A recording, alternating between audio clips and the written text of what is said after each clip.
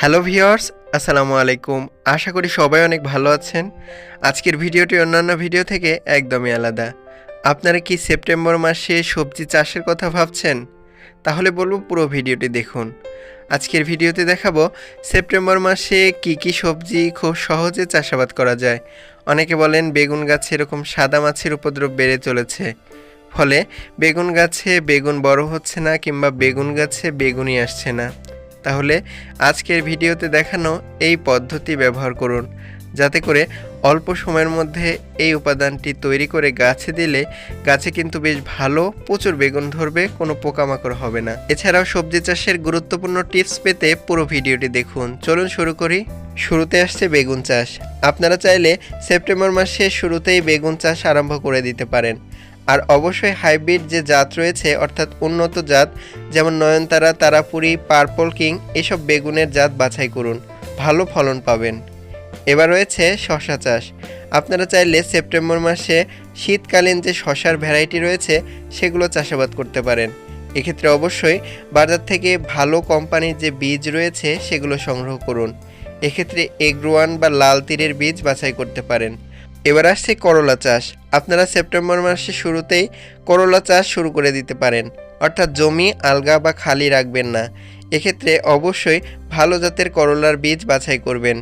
অবশ্যই চেষ্টা করবেন করলার গাছ এরকম জানলা সিস্টেমে চাষাবাদ করার জন্য, এবং অবশ্যই ভালো কোয়ালিটির বীজ নেবেন যাতে প্রচুর ফলন হবে। এছাড়াও আপনারা সেপ্টেম্বর মাসে লাউ চাষ কিংবা কদু চাষ যাই বলেন না কেন, এটি চাষ শুরু করতে পারেন। লাউ চাষ খুবই গুরুত্বপূর্ণ, কেননা শীতকাল সামনে আসতে চলেছে। আপনারা এই সময় ভালো জাতের যে লাউ রয়েছে সেগুলোর বীজ দ্রুত পুঁতে দিন। এতে করে অল্প সময়ের মধ্যে দেখতে পাবেন লাউ গাছ কিন্তু বাড়তে শুরু করবে, এবং এ রিলেটেড ভিডিও এই চ্যানেলে অনেকগুলো রয়েছে, আপনারা দেখে আসতে পারেন। আর অবশ্যই এই মৌসুমে লাউ চাষের জন্য খুবই উপযুক্ত, এখনই বীজ বুনে দিন।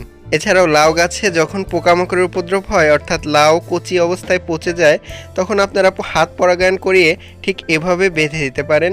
পলিথিন দিয়ে হালকা করে বেঁধে দেবেন, এতে করে দেখবেন ঠিক এরকম পচে যাওয়া সম্ভাবনা অনেকটাই কমে যাবে। আপনারা এই পদ্ধতি অবশ্যই ব্যবহার করবেন, এটি সিক্রেট। এছাড়াও সেপ্টেম্বর মাসে আপনারা চাইলে মরিচ চাষাবাদ শুরু করতে পারেন। এক্ষেত্রে ভালো কোয়ালিটির মরিচের চারা সংগ্রহ করবেন। আপনারা অবশ্যই মনে রাখবেন, মরিচ গাছে যদি পানির স্বল্পতা হয় কিংবা অতিরিক্ত পানি দিলে পাতা কোঁকড়ানোর সমস্যা দেখা যায়। আপনারা যদি ভালো কোয়ালিটির চারা কেনেন তাহলে কিন্তু এই পাতা কোঁকড়ানোর সমস্যা হবে না। এছাড়া অবশ্যই নিয়মিত গাছের গোড়ায় পানি দিন। আপনারা চাইলে আগস্ট মাসে অবশ্যই মিষ্টি কুমড়া চাষাবাদ করতে পারেন। অবশ্যই হাইব্রিড যে মিষ্টি কুমড়া রয়েছে, বিশেষ করে শীতকালীন ভ্যারাইটির মিষ্টি কুমড়া চাষাবাদ করবেন। এক্ষেত্রে বীজ সংগ্রহ করার আগে জিজ্ঞেস করে নেবেন সেটি শীতকালীন মিষ্টি কুমড়ার বীজ কিনা। যদি শীতকালীন হয় সেটি নেবেন এবং সেগুলো বুনে দেবেন। এতে করে স্ত্রী ফুল আসার প্রবণতা বেড়ে যাবে। এটি আপনাদের বলছি কারণ এটি খুবই গুরুত্বপূর্ণ। এছাড়াও সেপ্টেম্বর মাসে আপনারা অবশ্যই চাল কুমড়া চাষ শুরু করতে পারেন। অনেক সময় দেখা যায় শীতকালীন যে ভ্যারাইটি রয়েছে সেই চাল কুমড়ার বীজ সংগ্রহ করে এখনই চাষাবাদ শুরু করতে পারেন। দরকার হলে মিষ্টি কুমড়ার জমিতে আপনারা চাল কুমড়া চাষ করতে পারেন, তবে আলাদাভাবে যদি চাষাবাদ করেন তাহলে অবশ্যই মালচিং পদ্ধতি ব্যবহার করবেন। এতে করে মিষ্টি কুমড়া গাছে প্রচুর পরিমাণে ফলন ধরানো সম্ভব। এছাড়াও আপনারা বলতে পারেন এরকম প্রচুর পরিমাণে চাল কুমড়া ধরাতে কী করবেন? অবশ্যই হাইব্রিড বীজ বাছাই করবেন। এছাড়াও সেপ্টেম্বর মাসে আপনারা কচু চাষের প্রস্তুতি নিতে পারেন। এক্ষেত্রে লতিরাজ কচু চাষ করা সবচেয়ে বেশি লাভজনক। আপনাদের নিচু জমি থাকলে এখনই চাষাবাদের পরিকল্পনা করুন।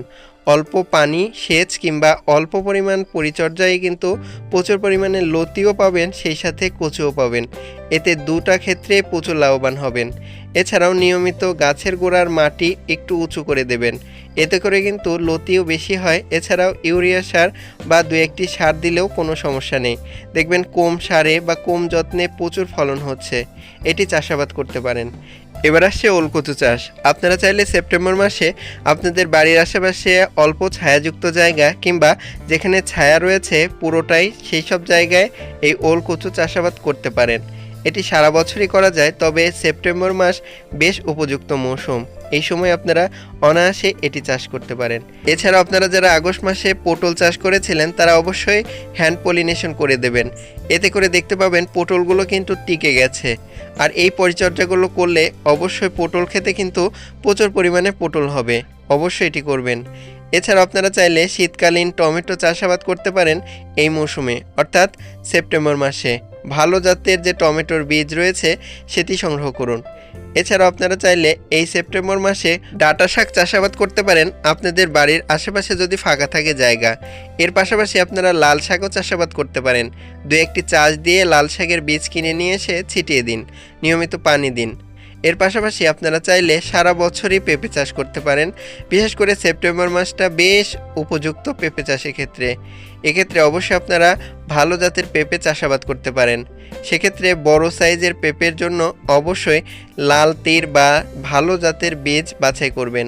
মনে রাখবেন গ্রিন লেডি, রেড লেডি বা শাহী পেঁপে চাষের জন্য খুবই উপযুক্ত। এছাড়াও আপনারা চাইলে এই মৌসুমে বরবটি চাষের পরিকল্পনা করতে পারেন।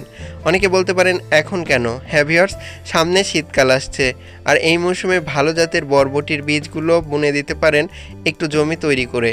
এতে করে দেখবেন খুব দ্রুত বরবটি গাছে বরবটি আসছে। এছাড়াও বরবটির জমিতে এরকম নালা তৈরি করে পানি সরবরাহ করুন, প্রচুর ফলন হবে। অনেকে বলেন বেগুন গাছে এরকম সাদা মাছির উপদ্রব হচ্ছে, কি দেবেন গাছে? চলুন দেখে নেই। শুরুতে 1 লিটার পানিতে হাফ চামচ পরিমাণ ডিটারজেন্ট পাউডার নিয়ে নেবেন। এটাকে সুন্দর করে গুলিয়ে যদি নিয়মিত 7 দিন পর পর গাছে স্প্রে করেন, অনায়াসে দূর হবে সাদামাছি।